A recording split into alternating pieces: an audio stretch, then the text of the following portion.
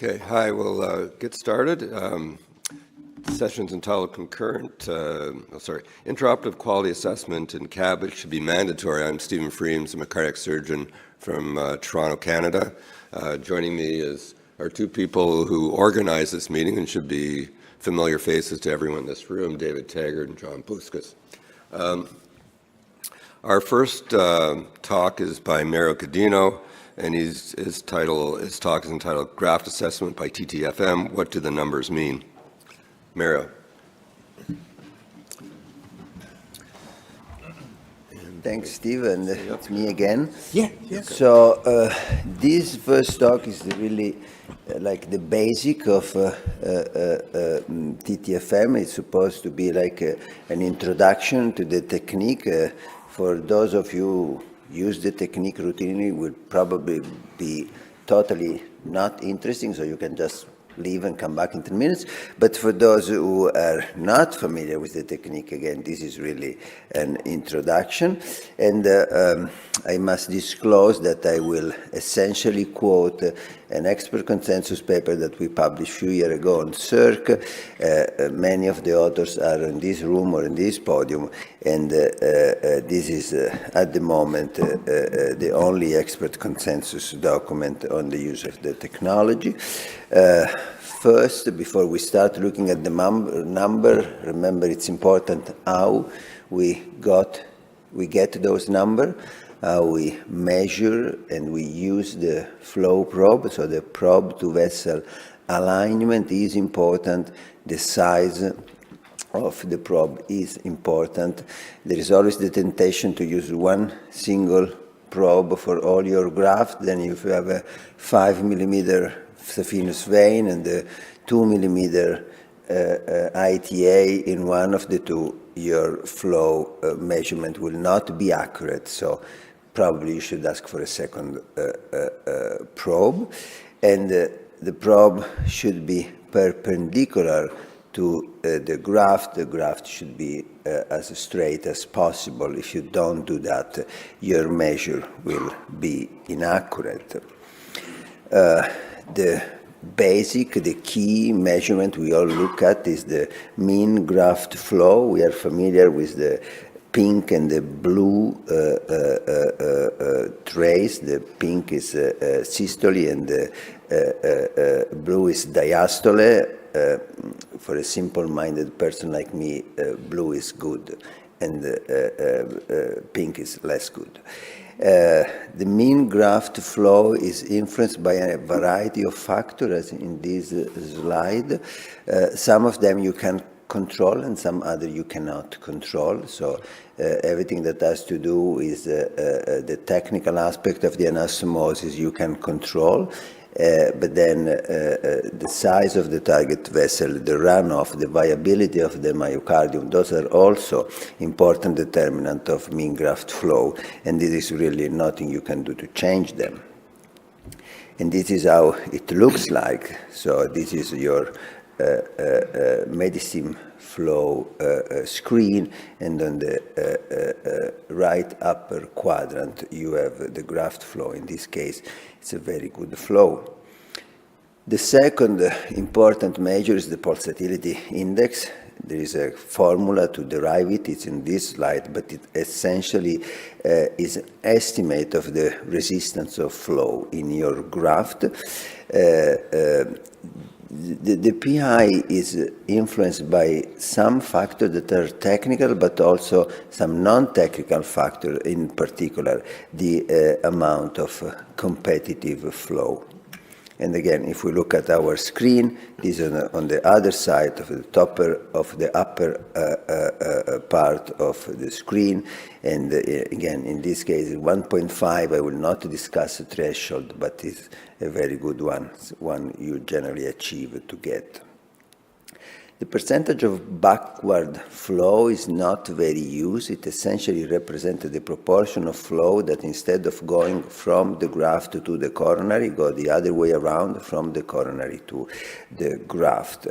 It indicates flow competition. It's a number, but it's also easily assessed visually on the screen. It's everything that you see below the zero line, this is backward flow. So here on the left, you see a trace without backward flow, and then the other in the other trace you can see backward flow where the arrow is located. Generally, having flow that go from the coronary to your graft is not good, and in fact, the higher the backward flow, the more you should start thinking that something is wrong with your graft. The diastolic filling is just a proportion of diastolic flow, or diastolic graft flow. There are important differences between coronary territory, not surprisingly. The proportion of diastolic flow is higher in the left coronary circulation as compared to the right coronary circulation, and so there is a difference between graft to the right or the left coronary artery. And this is where you will find the percentage of diastolic flow on the flow meter screen, and in this case 73% is exactly where you want to be. It's an important thing to keep in mind that the diastolic flow percentage change based on the site of where you're making your measurement, and the more proximal you are, the more you are reflective of the aortic hemodynamics, so there is more systolic component, and the more distal you go, the more you reflect the coronary perfusion, so there is an increase in diastolic in the diastolic component. Now, something important to remember, that all those measures are important and no one is really important. There is not a single measure that indicates you if your graft is working or not working. It's a combination of all of them, and this is where probably experience come into consideration. We did present a flow chart for decision making based on TTFM. We will go quickly through it. So you measure your graft flow. Again, I will not discuss threshold, but if you have good mean flow and low pulsatility index, you are done. Just it would be good norm to record those data and put them in the chart. If this is not the case, if your readings are suboptimal, first thing to consider is what was the mean arterial pressure when you were measuring your flow. It's generally 70 millimeter of mercury is generally considered an adequate pressure. So if that was the case as well, then go to the next step. If that was not the case, you should repeat the measurement with a mean arterial pressure of at least 70. And in some case, your flow value will go back to normal. If this is not the case, or if the pressure was already above 70 with the initial measurement, consider doing a functional testing to check for competitive flow, sometime by using, with the use of vasodilator or inotrope, again, graft flow go back to normal. If this is not the case, you should consider you have a problem. Now, I always say, not every time you have a problem with the graft, the right decision is to redo the graft, but most of the time it is. And with this, I thank you for your attention. Have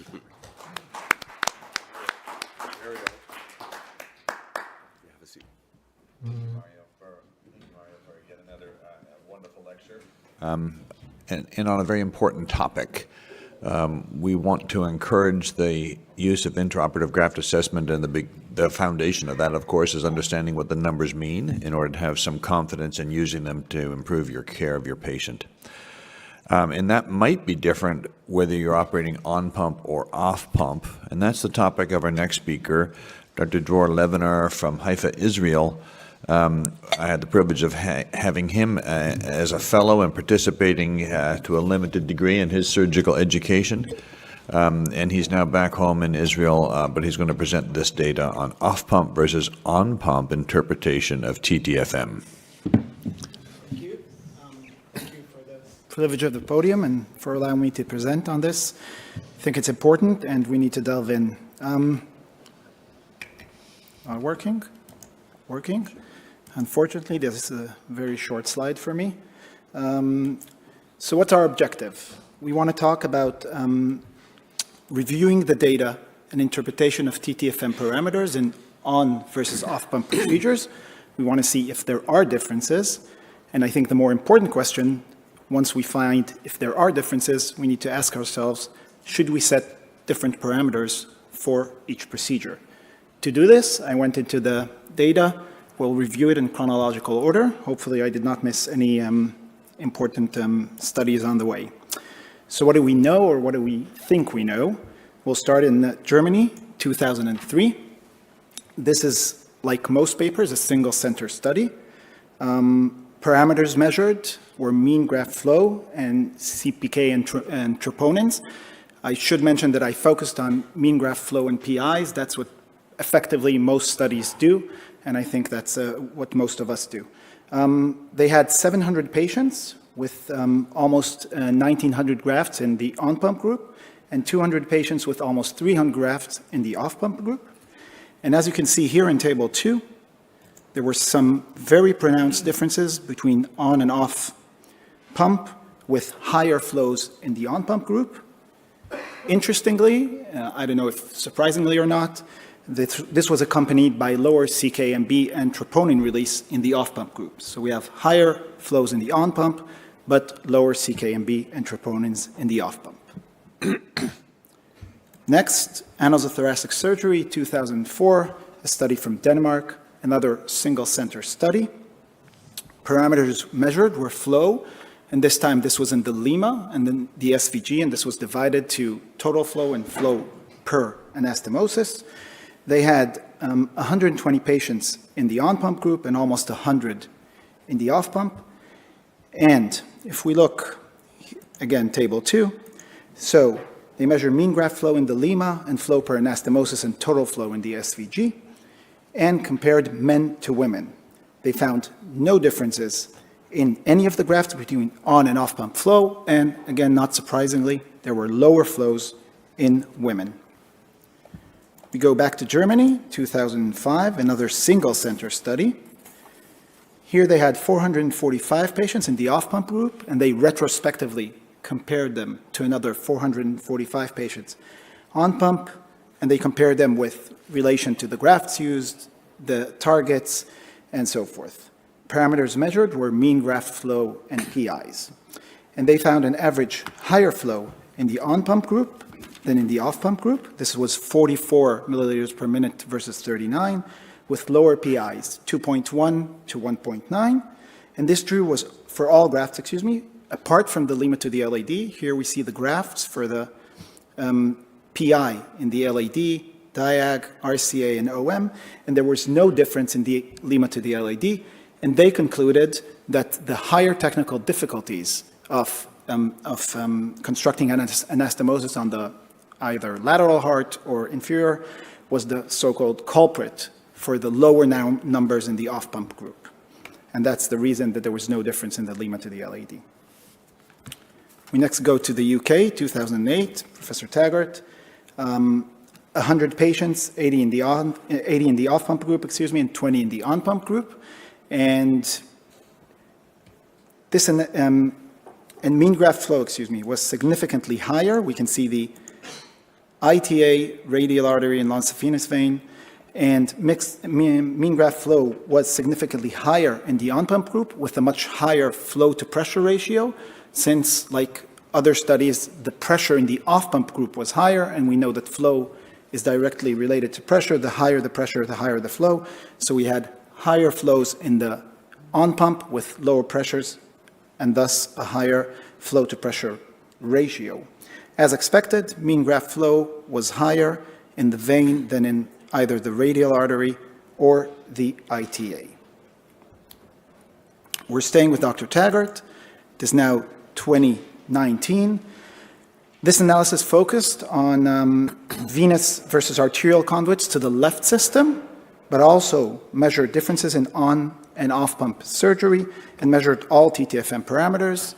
they had 268 patients, with the results being similar flow in arterial and venous conduits, and the only conduits that had higher flows in the on-pump group were the arterial grafts in the on-pump group. PI was not different between the two of them. Our last study now, we're jumping forward. This is our analysis of the request database, published in JTCVS Technique 2022. This was a sub-analysis of the request database. Just as a reminder, the request enrolled a bit more than 1,000 patients undergoing isolated coronary artery bypass grafting. 40% of the cases were done off-pump, with a total of almost 1,500 on-pump grafts and almost 1,000 off-pump grafts. There was no statistically significant difference in MACE or in-hospital mortality, with really benchmark goals regarding that. So mean graft flow, here are the results. Mean graft flow was higher in on-pump versus off-pump, 33 versus 27, respectively, and this difference was more pronounced in venous, as you can see in the bottom, than in arterial grafts, 28 to 26 in arterial grafts and 41 to 30 in venous grafts. PIs were lower for the on-pump than for the off-pump, with similar, the differences in the venous were 2 to 2.4 and 2.1 to 2.3 in the off-pump group. So I summarize this in a short table. We see the study here, number of patients here, and if you look at the results, I think the general trend is for higher mean graft flows and lower PIs in on-pump surgery.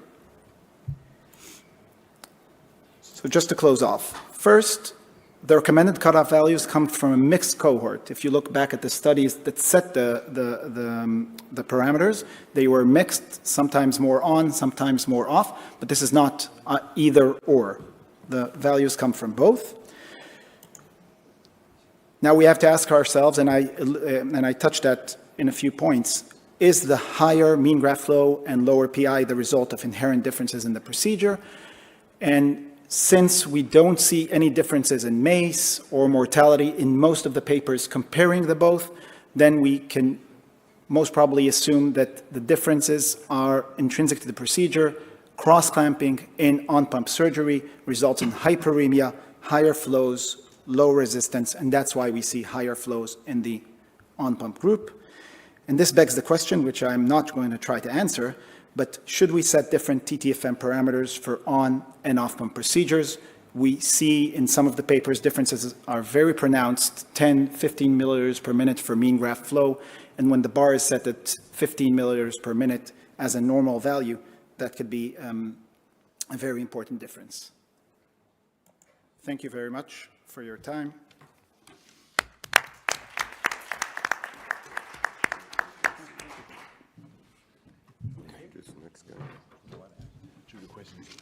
Yeah, we'll take questions at the end. Super. So you want to introduce the next guy? Nakamura? So next is our good friend from Japan, Dr. Takimura, and he's going to tell us graft assessment by imaging probe, how to assess a graft whose TTFM is potentially concerning. That's about all your grafts. Thank you very much. It's my great honor to be here to present. My title is Graft Assessment by Imaging Probe, how to assess the graft when TTFM is potentially concerning. There's no disclosure. These are European guidelines with recommendations. As you can see in both guidelines of 2018 and 2014, routine intraoperative graft flow measurement should be considered with recommendation level of 2A, B, and C. So what conditions should be considered concerning? So far, many authors attempted to evaluate the TTFM and to gain the clear cutoff value and algorithm in TTFMs to detect graft failure. However, my friend, Professor Takami, showed that there's a very variation of the cutoff, so there is no definitive value so far. And also, Mario showed previously, there are some reasons of the graft bad condition is a technical problem, and the target vessel runoff, and integrity, and also some kinking and something, and also the alignment of the influenced flow. Professor Kisser recommends that two modalities are vital for state-of-the-art of intraoperative assessment. Quality assessment in medicine is the practice of the prevention of errors and avoiding problems when delivering care in the form of medical therapy. There are two technology for quality assessment during CABG. One is TTFM and one is ECAS. Because of 10 to 15% of graft value are ambiguous by the TTFM. So she showed one example. If there is some stenosis on the toe of the anastomosis, the blood go up to the proximal and supplying the blood to the septal and the diagonal branches. So as you can see in the figure A, the flow looks very nice. But after snaring the LAD, this is not a scissor, this is just clamp, don't cut the LAD. Anyway, the flow became going down. So she divided the graft and the result was very nice. I showed my experience, the male, 15-8 male, I put a lighter to LAD and a liter to OM and the veins. And after cutting LAD, at the time I was using the external shunt. As you can see, the shunt a little bit bigger to the LAD, difficulty to insert. Anyway, I finished the anastomosis that. As you can see, some color of the LAD changed after during the anastomosis. Anyway, nothing happened during the anastomosis. So under measure the flow is very nice. And at the time, this device had, after proximal snaring, the flow became from like this, getting down.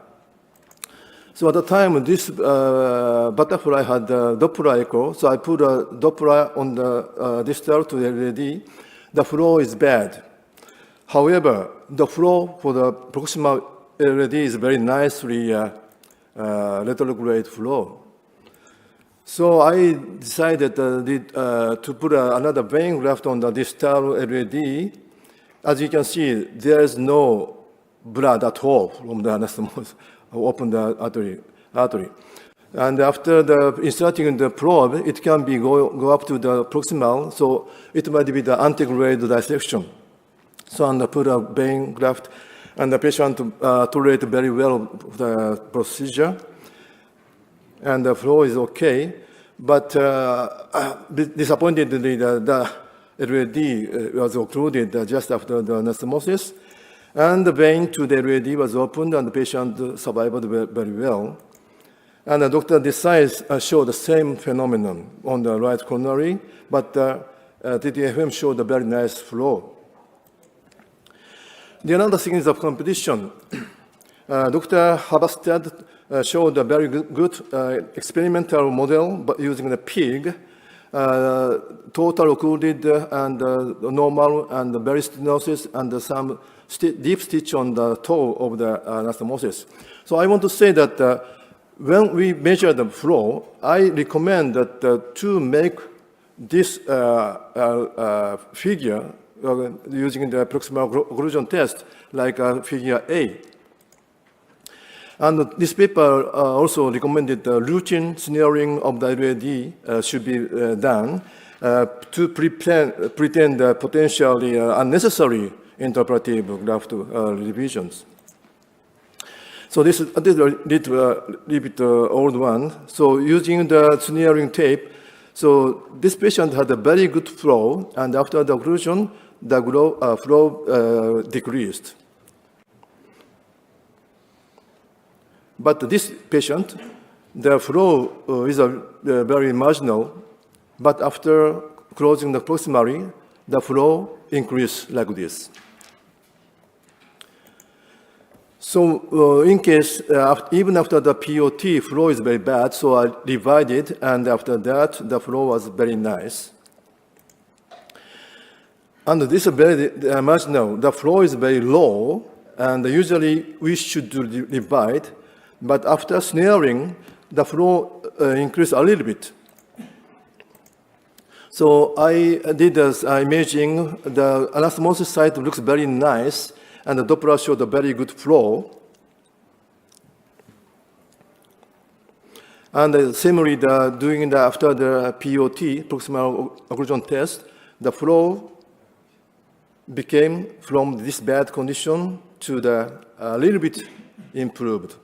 So I decided there's no problem on the anastomosis side. So fortunately, the postoperative angio showed a very good patent graft. So it's very difficult, even if we use only a TTFM assessment.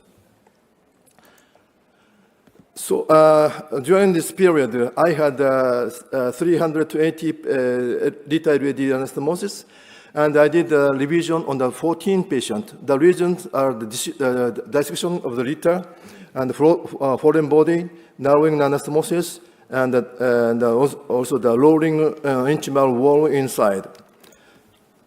So this is a case of the dissection. You can see the dissection on the liter. So I did a division on this one. After that, the flow is good. And this is another dissection. I don't know why there are so many dissections. And this anastomosis was done by a young colleague. The anastomosis looks very good. But so this is my routine work, putting the jelly and put some pad and putting the probe. So you don't compress the anastomosis. So you can see some very thickened liter, and there are some it's a wall just rolling inside. So we did the revision like this. So after the revision, the wall disappeared very well. And yeah, this one, like this. So this is the air blockage. After the finishing the lighter to up to the marginal, the flow is a little bit marginal. So very, very marginal, but, sorry. But using the echo, sorry.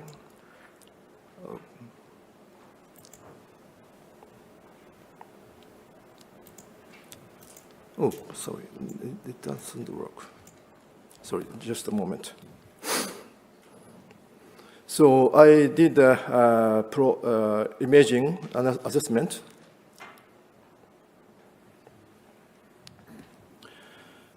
Echo showed some bubbling on the anastomosis. I don't know where the air came in. Anyway, there was no problem on the figure, so we just wait the bubble disappeared. After that, the flow became very well. So it's a very strange experience. And I wrote a paper on the European Journal. So totally, and finally, the liter-ready anastomosis patency was about 100%. If we did not divide these patients, the patency rate should be 90-60%. So we should pursue the up to the 100% patency like this. So in summary, for clinical quality assessment, two modalities should be performed, meaning that TTFM and ECAS. TTFM assessment is not satisfactory without POT to exclude the competition effect on the flow pattern through the graft. So TTFM with POT and ECAS essential to detect the anastomosis with really need revision or prevent unnecessary revision. I like jazz song. This is Everything Happened to Me, sung by Frank Sinatra. Maybe you know that everything bad happened to me. So I believe that seeing is believing, so we should do the imaging assessment for every anastomosis. Thank you very much for your attention. Thank you.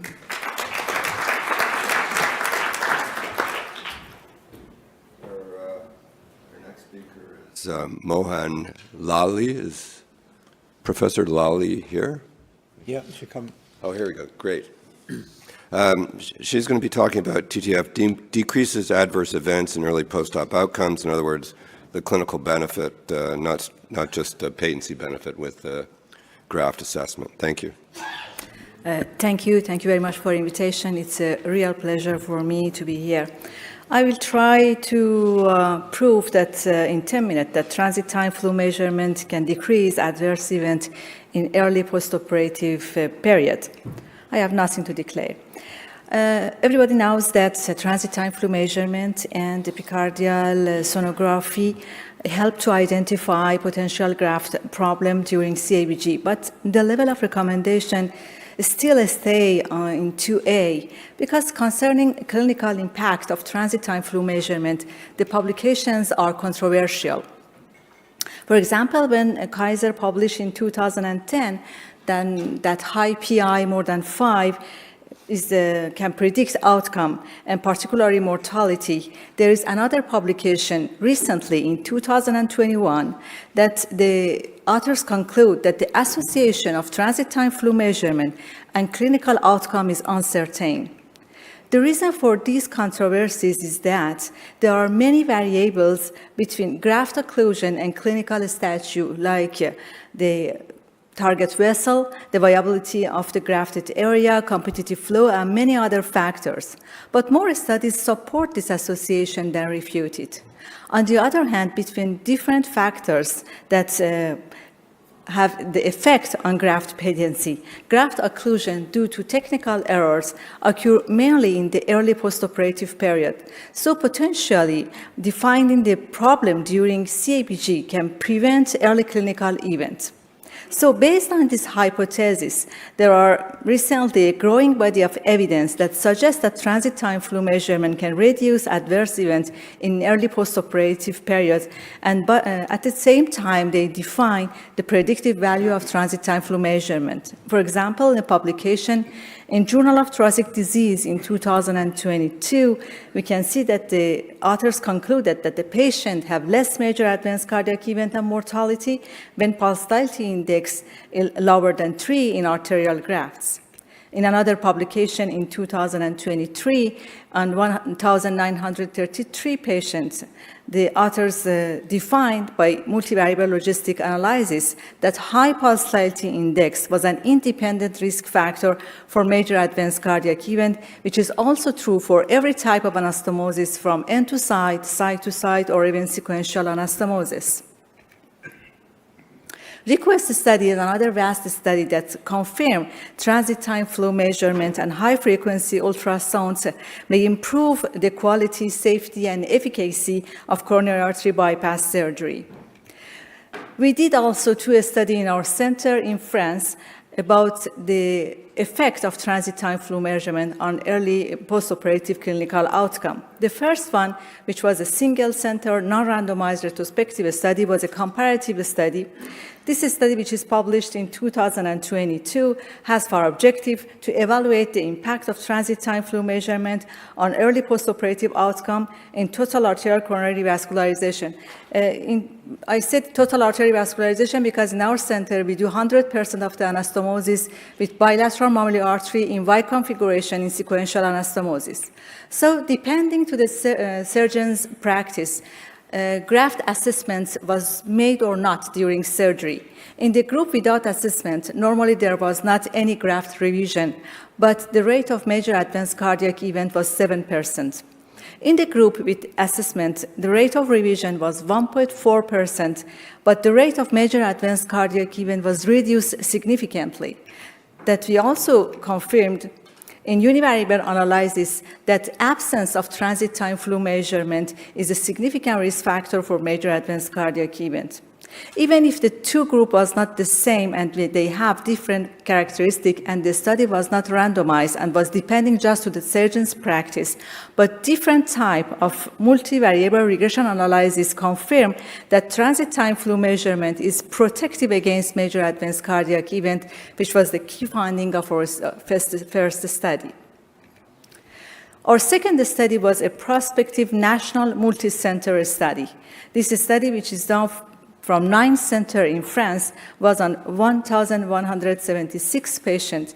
And this study, which is named FCAD study, was published in 2023 in Journal of Thoracic and Cardiovascular Surgery.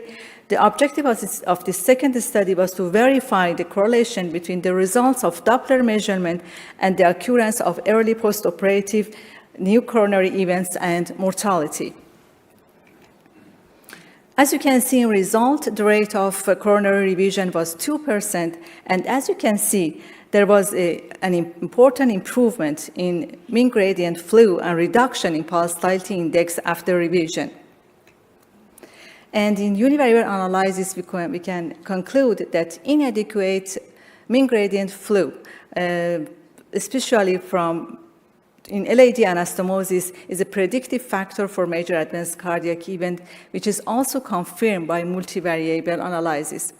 It's not a part of my lecture, but in passage, I would like to say to you that one of the centers that participate in this study do the surgery in off-pump surgery, and off-pump surgery was a significant risk factor for major advanced cardiac event. I can't say why, but maybe we have changed the threshold for on-pump surgery and off-pump surgery. In our study, we also defined, as many other studies, that the ability to correctly interpret transit time flow measurement finding developed with experience. As you can see in these clinical cases, the surgeon has the results which are not very good, and mean gradient flow is lower than normal limit. And when the surgeon preferred to keep the anastomosis in this state because he was more confident with his practice than with the numbers. But 1 month later, when the patient come back with recurrent angina, coronarography confirmed stenosis of a lima to LAD anastomosis. But how we can avoid falling into either side of the spectrum from unnecessary revision to no revision? In fact, the major limitation of transit time flow measurement is false positive that could lead to unnecessary graft revision. In this situation, high-resolution epicardial sonography could be helpful to try the true positive. For example, here you can see that the results of transit time flow measurement is not optimal, but when we do epicardial sonography, we can see that the problem is not technical error of the anastomosis and is the competitive flow. So in conclusion, we can say that there is a strong evidence that support an association between graft occlusion and clinical events, and confirm that the intraoperative graft flow measurement and revision, if necessary, will reduce major advanced cardiac events. But on the other hand, we know that correctly interpreting the results of transit time flow measurement developed with experience. And we also defined, like the other studies, that this system could be very helpful in residency training program. Our conclusion is exactly the same as conclusion which is published in Circulation in 2021, that as some surgeons are skeptic against transit time flow measurement, they think that it is unnecessary, it's not cost-effective, it's difficult to interpret the results, but in view of the potential clinical consequences, it could be very useful. Thank you for your attention.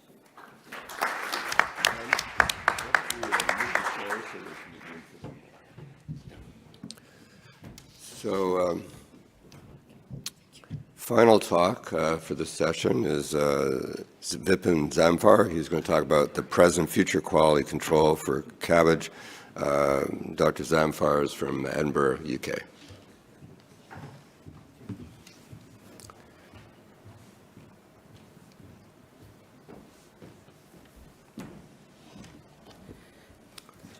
First of all, thank you to the ICC for inviting me to give this talk and present my views on the present and future of quality control in CABG. These are my disclosures. And about a week ago, I completely changed the contents of my talk perhaps belatedly, I looked at the program and then realized that that being the last speaker in the session, there was a risk of me just repeating everything that has been said by the previous speakers, and that would have been true. So my talk is more philosophical rather than numbers, and it is based on reflections of experience in coronary artery bypass graft surgery spanning over more than a quarter of a century performing these operations. So in the beginning, I'd like to talk about 3 patients. I've operated on thousands of patients, but some stay in the memory. And I'll tell you why I'm talking about these 3 patients. My first patient is this particular patient who was the first patient I operated on in Edinburgh when I joined Edinburgh as a consultant surgeon. He was 72. He had 3 vessel disease. He had on-pump Lima to the LAD and 3 vein grafts. And just by chance, in 2016, I met him in the hospital, just by chance. His granddaughter used to work in our department, and I was delighted to see him. I took a photo and put it on my Facebook. I wrote, I joined the Royal Infirmary in May 2002. I was delighted this was my first operation, and I was delighted to see him doing so well. He was 86 then, and I said 3 cheers for the Scottish NHS and 3 cheers for the CABG operation. He went on to live for another 7 years and passed away in 2023, and he had a good quality of life throughout. My second patient is a patient I operated in 2006, 53-year-old patient with 3 vessel disease and poor left ventricular function. At that time, we were recruiting patients for the ART trial. We recruited him in the ART trial. He was randomized to receive bilateral memories. He underwent off-pump Lima to the OM, Rima to the LAD, which is my preferred way of using bilateral memories, and 2 vein grafts, 1 to the diagonal and 1 to the PDA. Now, why do I remember this patient? Because on the anniversary of the operation, since year 1, the wife always writes to me and says thank you to me. This is a card from 2015 when they celebrated their 40th wedding anniversary, and this is a card from 2016, 2017, and so on. And that's why I remember this patient. My third patient is a patient I operated in 2012, 65 years old with 3 vessel disease. At that time, we were recruiting patients in the Empire trial, which is a randomized trial comparing Elafin versus placebo. We won't go into the details of the trial. Suffice it to say that the protocol mandated that all these patients should have on-pump surgery, and that's why I did on-pump CABG on him. Lima to the LAD, radial to the OM, and 2 vein grafts to the diagonal and PDA. And in 2024, he's still going strong. And the reason I remember him is because on the 10th anniversary of his operation, I don't know how he got my address, my home address, but he left a card and this plant outside the door. I was very impressed. I put it on my Facebook post that this patient whom I operated on 10 years ago left this outside my door with a lovely card. So nice. CABG is such a wonderful operation. So yesterday we heard from, and this is how the plant looks now. My gardening skills obviously are not as good as my cardiac surgical skills. But by all accounts, we can say that these 3 patients are the epitome of good clinical outcomes in the long term. We heard from Mario Gaudino yesterday that what really matters is longevity and a good quality of life. And all these patients had this. Now, what are the similarities between this patient? Was it the technique of doing the operation? No. 2 of them had on-pump surgery. 1 of them had off-pump. Was it the conduits? 1 of them had Lima and 3 veins. 1 patient had 2 mammary arteries and 2 veins. 1 had a Lima and a radial and 2 veins. So they had a range of conduits. But what they all had was complete revascularization. And it didn't escape my attention that all of them had at least 2 vein grafts. So these, I think, are what determines quality in these patients. And a few views on quality. A timely operation is important. I work in a system where if I saw a patient today, it would be at least 8 months before he'll be on my operating table. So things in the UK are very different from America, India, Japan. So we have different drivers in our work.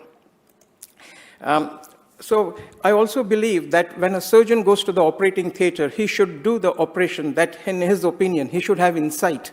He should do the operation that he can confidently say to himself that with this particular technique, with this particular conduits, I have the best chance, or I can reliably say that this patient will have a smooth post-operative course. So as far as possible, every surgeon should do that operation, should keep the operation as simple as possible and as less technical as possible, so that they have less complications in the immediate post-op period. And there's a lot of data showing that patients who have complications in the long term do not do as well. And there is a lot of data supporting this notion, especially for complications like re-explorations, transient renal dysfunction, blood transfusions. Now coming to the question of conduits. These 3 patients that I spoke about had all a range of conduits.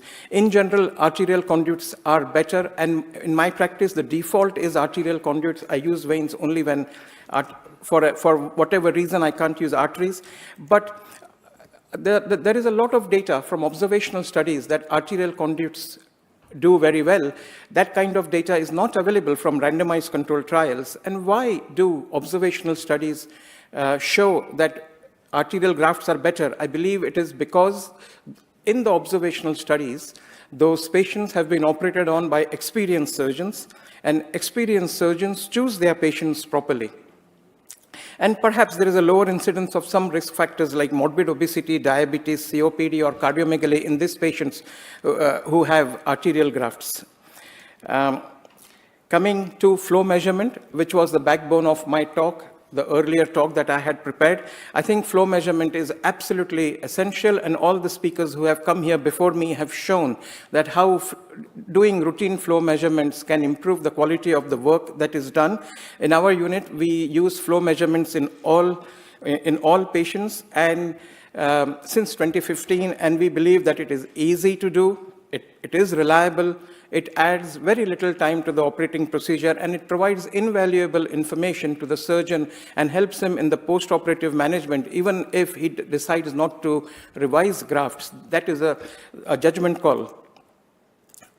So, and coming to quality, one more thing is optimal medical management. The 3 patients that I spoke about, 2 are in randomized controlled trials. They were being followed up, and the 3rd one had a granddaughter who was a nurse working in cardiac rehabilitation. But in any way, in the Scottish NHS, any patient who has CABG is followed up annually by the GP, and that ensures that they have good quality medical management in the post-op period, not done by the cardiac surgeon or by the hospital, but by the community physician. And that helps achieving good quality in the long term. I want to talk about barriers to the use of bilateral mammaries. I mean, this is the quality question. But if you look at this graph, the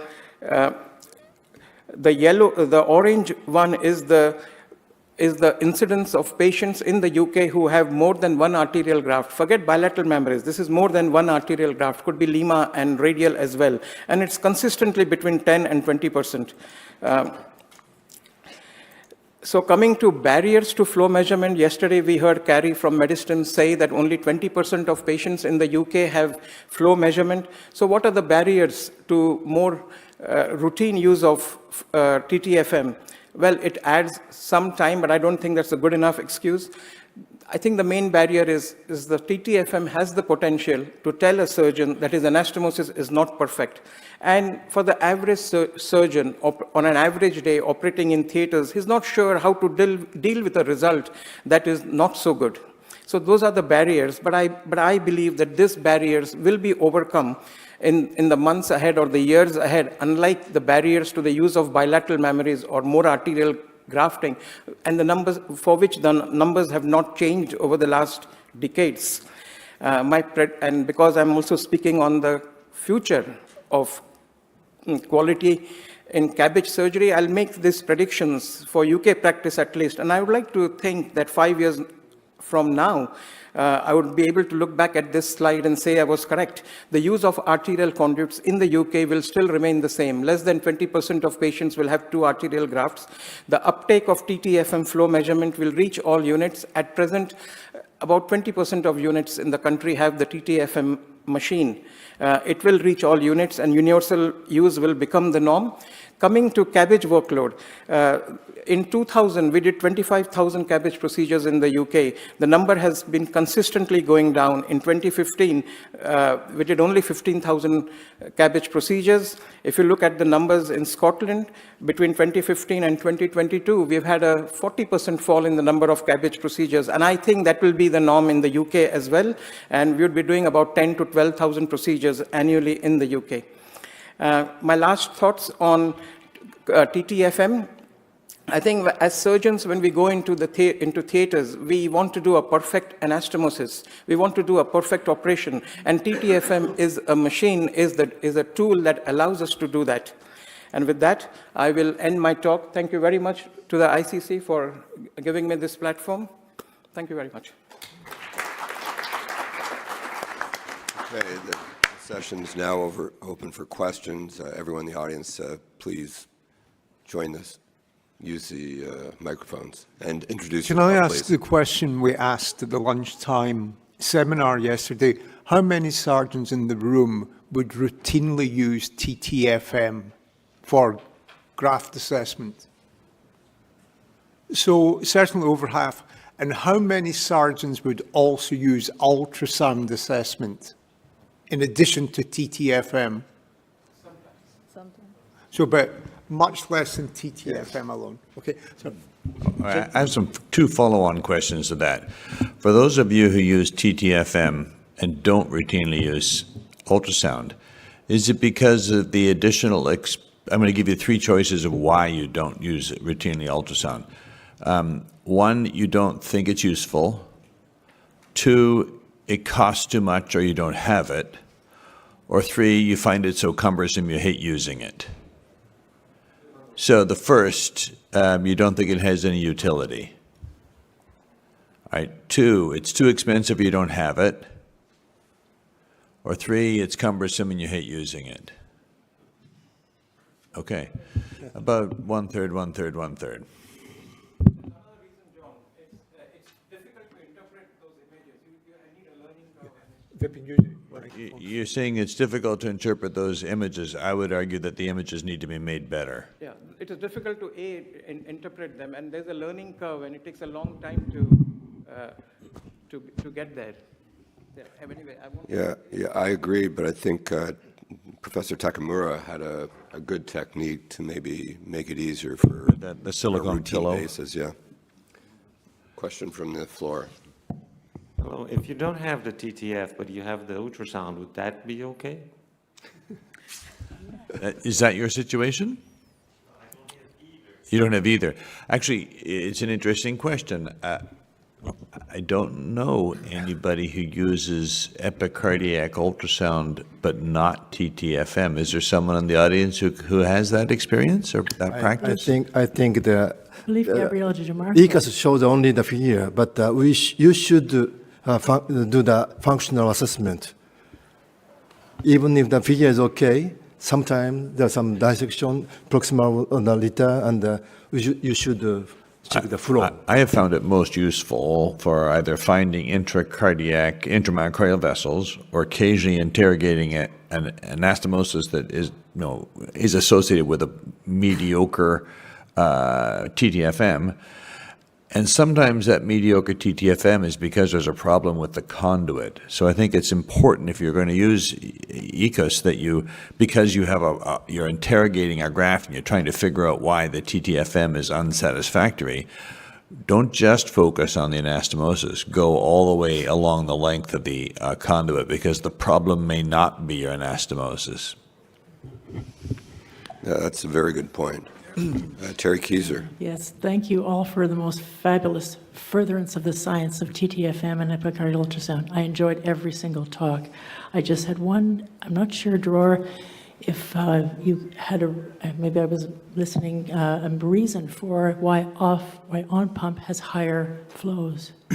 So again, following the papers, it's most likely inherent in the procedure, not use of cross-clamp cardioplegia results in hyperemia and less exactly. resistance. And And that's what we see, And probably. this is really important to note because when you're revising a graph that is bad, you see this. You see an exaggeration of the flow and a dropping of the PI. And so if you take this further, you know that if you revised a graft and you found nothing wrong with it, and it shows that, you had a bad graft.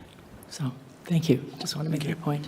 Oh, by the way, if I had to choose between transit time flow and ultrasound, if I only had one, I would cancel a case if I did not have ultrasound.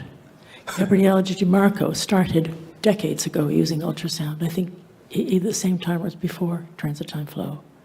Transit time flow is excellent. I can't do without it, or I don't say that, but epicardial ultrasound is the bottom line.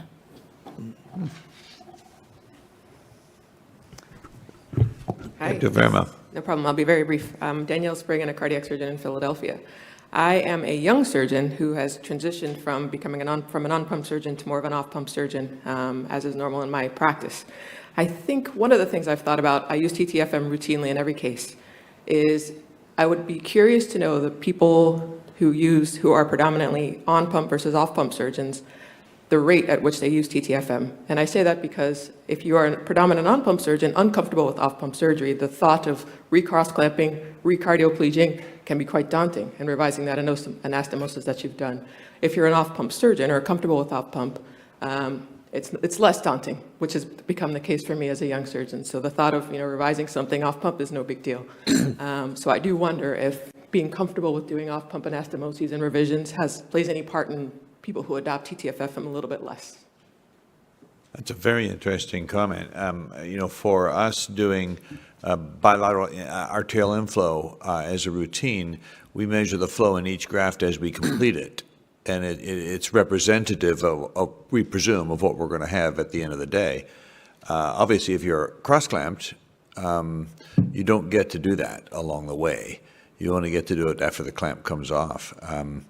Does that mean that a higher proportion of on-pump surgeons avoid TTFM because they really don't want to know, they don't want to cross-clamp? Because there's a price to pay for that. Right. It is. I don't know. There is. But it's not so many long, because we do the study and we check the time, and it's just more 5 minutes more longer if we do. And we do all of the anastomosis in our service in on-pump surgery and cross-clamping. And we do by double mammary artery, and we check each anastomosis after each anastomosis, and just prolong to 5 minutes, not more. There's also some middle ground, because if you do mainly beta, even if you're doing on pump and either a Y or both in situ, then you get some of the answers before you remove the clamp. And I think there's a very nice, it's very telling if your PI is 0.1 before you remove the clamp on your lima to the LAD, and then you remove the clamp and it goes way high, much more than you expected, then you're most likely looking at competitive flow. Yeah. So you get some more insight doing it with the clamp on and with the clamp off. But how can you have a PI in a cross-clamped heart? It's zero. It's zero. It should be lower than almost zero. There's no pulsatility, exactly. right? So you're just so measuring you know that flow. your anastomosis is perfect. Exactly. And now you've got competitive flow coming in once you remove the cross clamp. If the PI, when you've got a clamp on, in my short experience compared to everybody in the room, is anything close to 3 or 5, I revise it immediately. I agree with you. In our study for on-pump cross-clamping, we have to have PI lower than 0. Yep. And the limit is 0.3, not more. Another session. We have to revise if it's more than 0.3. I think one of the difficulties, Gerard, is if you take the view, I'm going to revise my graph because there's a PI of 3 or 5, you're going to end up doing a lot of unnecessary revisions. No, I'm saying this just with the cross clamp on. Oh, sorry. After removal of the cross clamp. Right. No. Because to go back to the ultrasound probe, it does tell you things which TTFM won't always tell you. Sure. You can have a significant problem with your anastomosis, but which is still patent. Mm-hmm. Like you can have a tight purse string effect, and no other test is going to pick that up. So you can still have a very acceptable flow. You can have a low PI. You image it with the ultrasound probe, and you can see. We've documented all these things. Another thing we did is, if you put it's very useful, is John's already mentioned. If there's a problem with flow, the other thing you've got to do is check check the length of the conduit. So we have 3 examples of patients who had dissections in their mammary arteries. And what we did for one of these patients, we revised the anastomosis 3 times before the penny dropped, and we thought, what's going on here? Then and not all dissections in a mammary artery are completely obvious. Sometimes you'll get a hint of a bluish tinge to it if you've done a skeletonized mammary. And the other thing I found useful is if you're doing an endarterectomy, we've got some cases where you thought you'd done a very good anastomosis you had, but there was an intimal flap on the back wall that you wouldn't have picked up any other way. So these are uncommon scenarios, but it's on occasions like that you get information from the ultrasound probe that you wouldn't get any other way. We are at the So end of... we're running a bit late, so Dr. Godino, you have one final comment, or? Just very quick. Oh, sorry. It is important that we don't confuse people. I honestly believe it doesn't make any sense to check the PI when you are cross-clamped. There is no diastole, so there is no PI. You can look at the mean graft flow, that's a different story. But there is no PI when you are on pump and the heart is arrested. The only way you can check the PI only when the heart is beating, because there is the diastole. So I don't understand the whole conversation about PI while the heart is arrested and the cross clamp on. I think that doesn't make any sense. I agree that there is some value in looking at the mean graft flow while you are cross clamped, but not at the PI. I have to agree, just by the mathematics of the definition of pulsatility index. Dr. Verma, last comment. Sorry, I'll be very brief, but I really enjoyed this session. Thank you very much.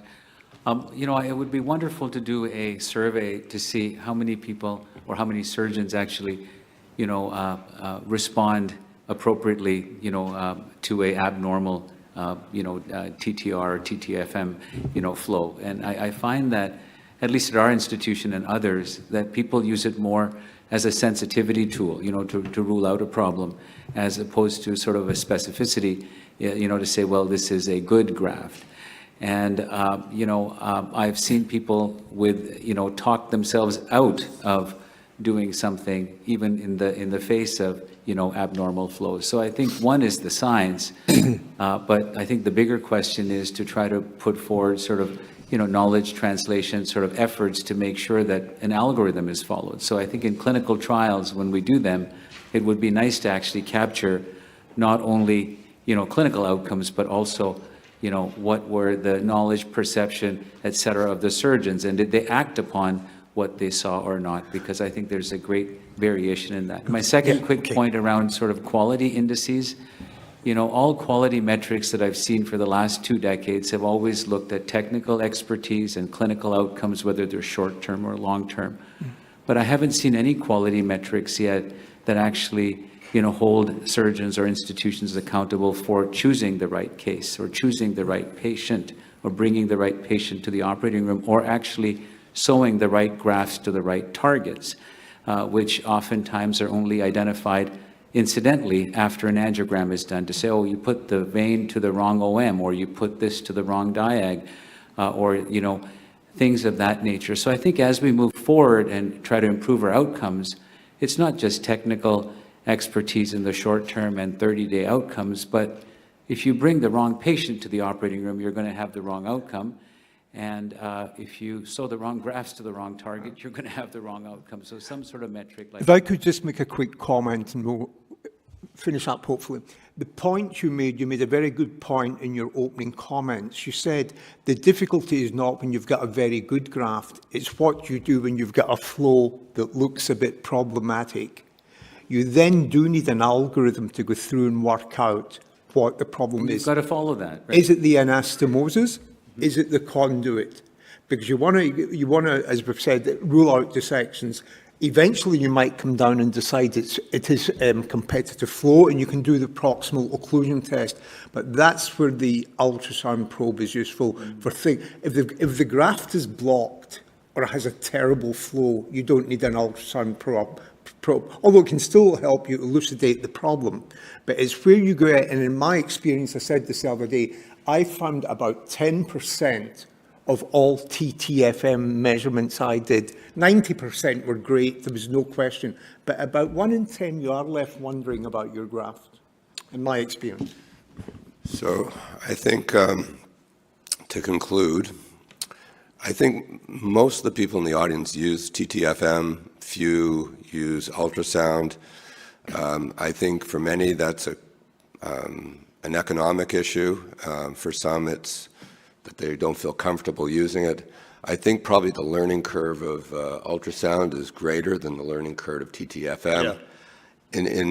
In any case, I think to move the specialty forward, we have to ensure graft assessment at the end, that the patients have a high-quality operation, and that that alone is important for the best patient outcome. Sorry for people who are talking in the next session. We did run late. But for those who are involved in the next session, it starts right away.